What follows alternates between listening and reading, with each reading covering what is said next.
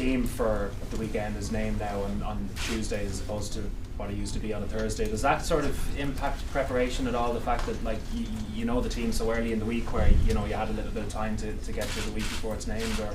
Yeah, definitely. I definitely prefer it. It gives clarity to everyone.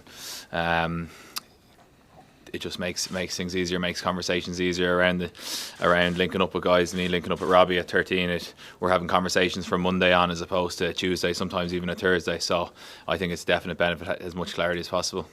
And looking at Wales then this weekend, sort of, is it hard to gauge, I suppose, from considering the hammering they gave to Italy, sort of where they're at and what you can kind of do to pinpoint?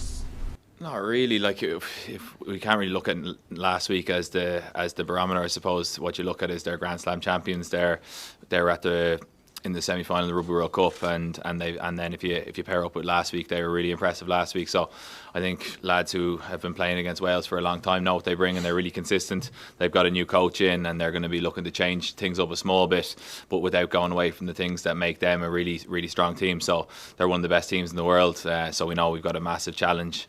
Last week was a really tough match, and we feel like that's going to stand to us. That we've had a kind of a real proper test match going into this week, and it's going to be up a level again. Andrew, there's plenty of talented back three players in the squad, so you must be really happy now that you're kind of starting your second successive Six Nations game. Yeah, definitely. Yeah, there's crazy competition.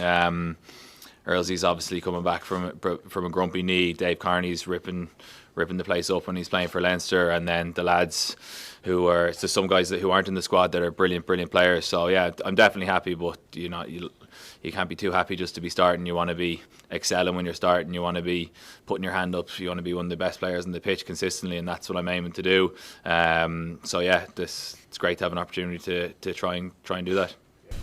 Robbie, getting us started at 13, does it feel like a bit of a chance for you maybe to showcase more of maybe on the attacking side of things? I mean, you've spoken about how you didn't want to be known as this 12 and just trucks it up the middle. Is this a good chance for you to maybe showcase a bit more? Yeah, it's a good opportunity. It's going to be a great test for us. But hopefully a bit more space in the 13 channel.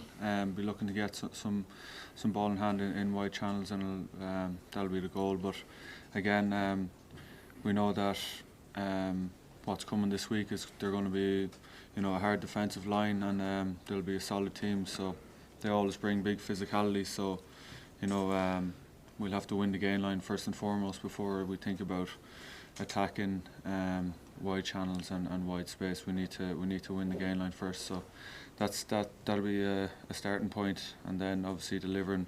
We know that Wales have a huge threat in their back row, so they like to slow the ball down, or they'll go after the ball on the floor. So we need to deal with the threats that are up front first before looking out wide. Robbie, having started last week on the bench, are you feel that bit more determined now to go out and put on a really good performance this weekend? Yeah, it's good to get the nod this week on the bench last week. So it was obviously unfortunate that Gary came off early, but again, it's unexpected, and you need to be able to adapt to what's thrown in front of you. So got 40 minutes last week, and just looking to bounce into this week and make sure we put in a complete performance, and we go hard at the weekend.